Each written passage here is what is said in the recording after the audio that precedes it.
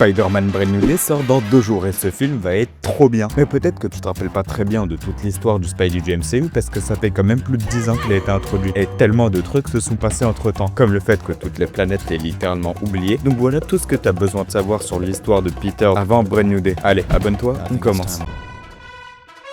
Le film se passe 4 ans après No Way Home. Peter est complètement seul et personne ne se souvient de qui il est. Son histoire commence en 2016, pas avec Homecoming, mais avec Civil War. Peter Parker a 14 ans et habite au Queens avec sa tante May. Quand Tony Stark débarque chez lui, Tony lui a montré des images de lui sauvant des vies, commençant de sa vie de super-héros. Et sait qu'un gamin en costume fait maison arrête des criminels au Queens depuis des mois. Il recrute Peter pour un combat en Allemagne contre l'équipe des Avengers de Captain America, mais Peter n'a aucune idée dans quoi il s'embarque. Il sait juste qu'Iron Man est venu chez lui et lui a demandé de l'aide. Et à 14 ans, tout le monde aurait dit oui à Tony. Il part en Allemagne et se bat contre des vrais super-héros. Tient bon et rentre tout excité. Tony lui file un costume amélioré, Peter attend un coup de fil, mais le coup de fil n'arrive pas. En 2007, on a Homecoming. Peter est de retour dans le Queens et regarde son téléphone en attendant d'être appelé dans la cour des grands. Il aide sa ville sur une petite échelle, arrête des voleurs de vélo, aide des vieilles dames à se repérer et il devient de plus en plus impatient parce qu'il sait ce qu'il est capable de faire, mais personne ne lui donne de vraies chances. Tony n'arrête pas de lui dire de rester les pieds sur terre, mais Peter continue de pousser plus loin que ce qu'on lui demande. La vraie mission arrive sous la forme d'Adrian Toomes,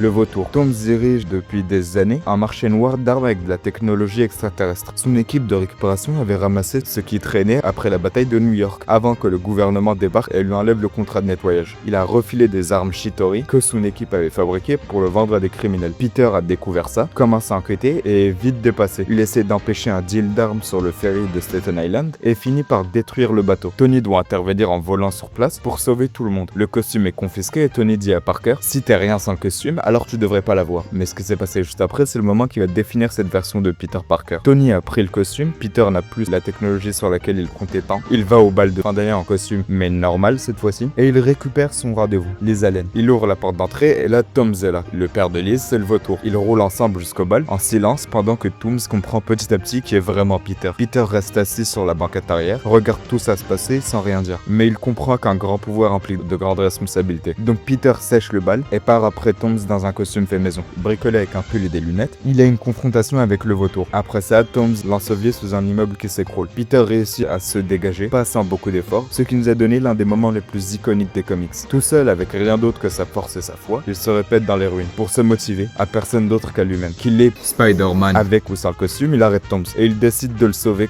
quand le costume du vautour explose. Au lieu de le laisser crever, il l'arrête. Et à la fin, Tony débarque avec Pepper Potts et il propose à Peter de rejoindre les Avengers, avec un nouveau costume et tout le tralala. Peter refuse et dit qu'il est juste l'araignée sympa du quartier, ce qui lui suffit. Et ça, c'est la dernière fois que sa vie est un minimum simple. Hop, c'est la 3e fois que tu as le petit truc là pour s'abonner, tu l'as toujours pas fait? Non mais nous d'un petit chihuahua, t'as cru on était où là? Bon, ça aide au développement de la chaîne et objectif 1000 abonnés. Et on est tout proche, donc allez, j'attends. Ok, c'est bon, tu t'es abonné? Allez, reprenons. En 2018, on a Infinity War. Pendant que Thanos récupère les pierres de l'infini, l'Ordre Noir attaque Doctor Strange à New York. Peter est dans un bus scolaire quand il voit que le combat a lieu. Il trouve une excuse pour descendre et enfiler son costume. Il rejoint Strange et Tony, et ils finissent dans un vaisseau spatial qui est en train de quitter la Terre. Ils atterrissent sur Titan et ils se battent contre Thanos et ils réussissent presque à lui enlever le gant. Peter trouve un vrai plan qui marche presque, mais Quill gâche tout. Thanos claque des doigts. Peter est dans les bras de Tony et ça commence et ça se passe doucement. Il dit à Tony qu'il ne se sent pas bien et qu'il veut partir. Il s'excuse puis il disparaît, ce qui nous donne l'une des scènes les plus déchirantes du MCU. Pendant 5 ans, il était mort. Pour Peter, c'est rien. Il cligne des yeux et revient. Mais le monde a avancé sans lui. Tony a construit une vie, Steve a vieilli et tous ceux qui sont restés ont dû apprendre à survivre à la perte de tous leurs proches. Peter revient comme s'il n'était jamais parti, parce que pour lui, c'est exactement ce qui s'est passé. En 2019, Endgame est là. Peter revient pendant la bataille finale. Il atterrit aux côtés de Tony et il se voit pour la première fois en 5 ans, ou comme si rien ne s'était passé, selon à qui tu demandes. Tony le serre dans ses bras, ils se battent contre l'armée de Thanos et Tony utilise les pierres pour tout remettre comme avant. Et il meurt en le faisant. Et il est parti avant que Peter puisse l'atteindre. Si tu veux comprendre pourquoi Peter s'accroche autant aux figures paternelles et pourquoi chaque fois qu'une d'elles disparaît, ça brise autant un truc en lui, tout ça a commencé là. Il a vu Tony mourir et c'était l'une des personnes que le sacrifice de Tony a ramené. Et il porte ce poids dans tous les films après. Dans Far From Home, Peter est encore en deuil, toute son école est en deuil et toute la planète est en deuil. Le monde s'adapte au retour de la moitié de la population et à ses 5 années de vide. À cette situation bizarre où certains ont vieilli et d'autres non. Peter, lui, il veut juste partir en sortie scolaire en Europe pour trouver comment dire à MJ qu'il a des sentiments pour elle. Il a un plan précis. Venise, le bon moment et un collier qu'il a acheté. Nick Fury débarque et fout tout en l'air. Des monstres élémentaires attaquent des villes entreprise européenne, un nouveau héros nommé Mysterio prétend venir d'une dimension alternative détruite par ces créatures. Peter reçoit les lunettes Edith, le réseau des drones contrôlé par l'IA de Tony, et on lui demande de s'en servir pour aider. Il fait presque instantanément confiance à Mysterio. Mysterio est charmant et il traite Peter comme son égal, comblant le vide de la mémoire que Tony a laissé. Peter lui passe la lunette Edith, mais Mysterio est un imposteur, un ancien employé de Stark Industries, et c'est lui qui a inventé la technologie holographique que Tony a utilisée dans Civil War. Et Tony l'avait appelé Barf en le ridiculisant devant toute... en le ridiculisant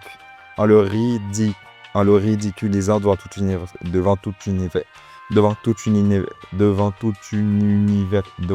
université. Il a monté une équipe d'ex-employés de Stark qui veulent se venger. Et il a développé un système complexe d'illusions basé sur des drones. Et a prétendu être un super-héros venu d'une autre dimension. Les monstres élémentaires, c'était des projections et les scènes héroïques étaient des mises en scène. Dès que Peter lui file Edith, Mysterio a tout ce dont il a besoin. Peter comprend tout ce qui s'est passé et il affronte toute la séquence d'illusions de Mysterio. Probablement la partie la plus psychologiquement intense de tous ces films Spider-Man. Et il le bat. Mysterio se fait buter par ses propres drones sur un pont à Londres et meurt. Peter croit que c'est fini, mais non. L'équipe de Mysterio a trafiqué des images des drones et les a envoyées à J. Jonah Jameson, au Daily Bugle. La vidéo montre Spider-Man comme l'agresseur, puis elle affiche le visage de Peter Parker, son oncle. Le monde entier est au courant. En 2021, avec No Way Home, la vie de Peter s'effondre. Lui, MJ et Ned se font refuser l'admission à MIT à cause de leur lien avec les allégations sur Peter. Les forces de police enquêtent sur la mort de Mysterio et Peter peut plus aller nulle part sans des caméras sur lui. Il va voir Doctor Strange et lui demande s'il peut réaliser un sort pour que tout le monde oublie que Peter Parker est Spider-Man. Strange commence à lancer le sort, mais Peter n'arrête pas de lui couper la parole en lui demandant des exceptions, ce qui fait que le sort se fissure. Le multivers s'ouvre en grand et 5 vilains d'autres univers Spider-Man arrivent. Le Bouffon Vert, Docteur Octopus, Electro, l'Homme Sable et le Lézard sortent juste avant leur mort ou défaite dans d'autres réalités. Ce que Peter veut, c'est de les soigner et de les rendre à la normale avant de les renvoyer chez eux. Mais est d'accord avec lui et le plan de guérison marche sur Doc Ock.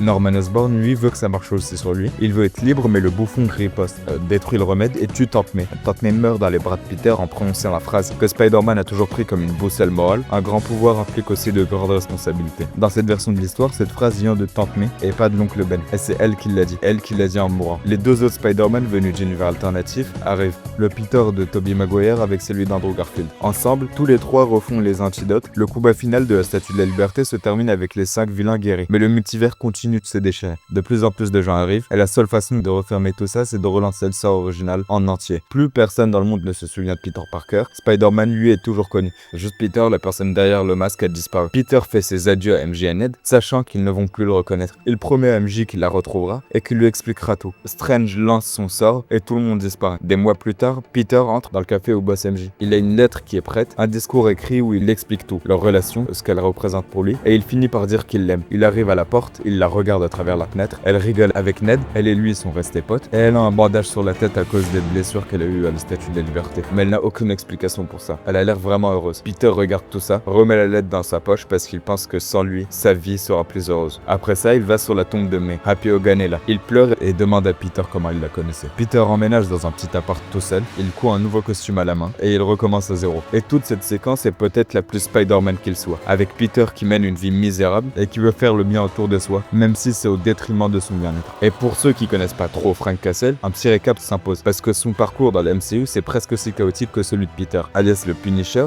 débarque pour la première fois dans la saison 2 de Daredevil sur Netflix. Un ex-marine qui a perdu toute sa famille dans une fusillade et qui a décidé de faire justice lui-même, en butant des criminels dans les rues de New York, sans masque et sans code moral, juste avec des flingues et une envie de vengeance. Le perso a tellement plu qu'il a eu droit à sa propre série sur 2 saisons. Mais comme le reste des séries Marvel Netflix, ça a fini par être annulé en 2019. Et là, on aurait pu croire que c'était fini pour Frank. Mais Bernthal est revenu des années plus tard dans Daredevil Born Again sur Disney+. On découvre que Frank s'est plus ou moins retiré avant de se faire embarquer dans l'histoire de Matt Murdock contre la bande de flics corrompus qui utilisaient son iconographie à lui pour justifier leur propre méthode violente. À la fin de la saison, il se retrouve emprisonné par le caïd, mais il réussit à s'échapper. Entre temps, Frank a eu droit à son propre special Disney+, et The Punisher One Last Kill, sorti en mai 2026, qui le montre en train d'essayer de trouver un sens à sa vie, au-delà de la vengeance, hanté par son passé et le deuil de sa femme, avant qu'un nouvel ennemi le force à reprendre les armes, et maintenant il débarque direct dans Brain New Day, ce qui indique dit non, Marvel veut emmener le perso plus aussi isolé, en train de croiser la route d'un Spider-Man tout aussi seul que lui, à sa manière. Les deux mecs essaient à chacun de faire le bien à leur façon dans une ville qui ne leur donne aucune chance. Petit flashback sur Bruce Banner parce que sa présence à l'Empire State University c'est pas un hasard. Ce mec a un passif hyper chargé avec des mutations hors de contrôle. Exactement le genre de problème que Peter est en train de traverser. Bruce Banner c'est un scientifique brillant qui des années avant même le premier Iron Man a raté une expérience sur les rayons gamma en essayant de recréer un sérum du soldat de l'hiver. Et ça l'a transformé en Hulk, une créature verte hyper puissante qui prend le dessus à chaque fois qu'il se met en colère. Pendant des années, Bruce a essayé de fuir cette partie de lui, incapable de la contrôler, la voyant plus comme une malédiction qu'un pouvoir. Il rejoint les Avengers à partir du premier film, et pendant toute cette période, il vit dans une tension constante entre Bruce Banner, le scientifique, et Hulk, la bête qu'il peut à peine contrôler, jusqu'à Thor Ragnarok où un truc change. Bruce reste coincé en Hulk pendant genre 3 ans sur la planète Sakaar, et pendant Infinity War, il a même du mal à refaire sortir Hulk, comme si la créature en avait marre de se faire utiliser. Et c'est dans Endgame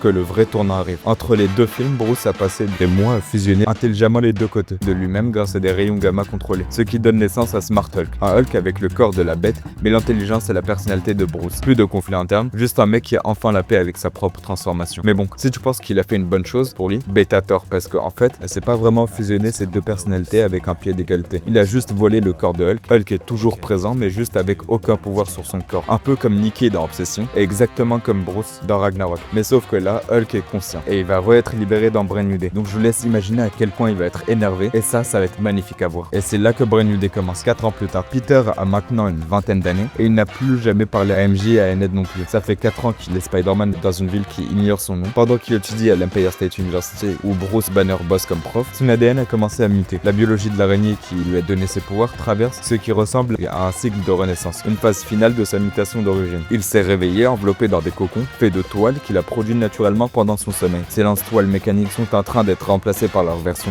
biologique. Un truc se développe en lui qu'il ne contrôle pas. Il va voir Banner pour de l'aide parce que Banner est la seule personne encore en vie qui comprend une telle transformation à un niveau cellulaire. Et le Punisher gravite aussi autour de lui, pas en essayant de le chasser, mais en bossant avec lui dans un partenariat compliqué qui s'est développé après les événements de Daredevil Born Again et le special sur le Punisher, qui fait un lien direct avec Brand New Day. Frank Castle, c'est un mec violent dans une ville violente, et Peter, c'est la force qui essaie de le maintenir dans la bonne direction. C'est une histoire de Spider-Man différente de tout ce qu'on a vu avant. Avant ça, MJ apparaît, mais elle ne se souvient toujours pas de Peter. Ned est là aussi, aucun des deux ne sait qui il est. Peter vit aux côtés des gens qui étaient tout son monde, dans une ville qui l'a protégé pendant des années, et aucun d'entre eux n'en a la moindre idée. Toute la saga de Tom Holland raconte l'histoire d'un gamin qui a tout eu et qui a tout perdu petit à petit. Il avait un mentor en la personne de Tony, qui est mort. Il avait une maison avec May, et elle est morte. Il avait une relation avec MJ, qui a dû être effacée. Il avait un meilleur pote, Ned, et qui ne le reconnaît même plus. Il avait une identité que le monde a oubliée. Il avait un sentiment d'appartenance en tant qu'Avengers qui s'est dissipé quand l'équipe s'est dissolue après Endgame. Brand New Day, ça c'est pas devenir un héros ou découvrir ses pouvoirs. Cette histoire, elle s'est finie dans le dernier film. Brand New Day, c'est ce qu'il reste comme tout ce qui faisait partie de la vie de Peter a disparu. Il a vu sa vie lui être arrachée, et pourtant il se lève chaque matin et enfile quand même son costume. La première bande-annonce a été vue 718 millions de fois en seulement 24 heures, et au final c'est peut-être la vraie définition du personnage de Spider-Man depuis le début. Plus que les pouvoirs ou les vilains, c'est ce refus obstiné d'abandonner, même quand absolument rien ne le récompense pour ça. Les gens s'attachent à cette histoire d'une façon qui dépasse simplement le simple épisode de la franchise, parce que dans cette version de Spider-Man, 9 ans se sont écoulés pendant lesquels il a accumulé plus de pertes que n'importe quelle autre version du perso qu'on n'a jamais vu à l'écran. Et il continue de répondre présent.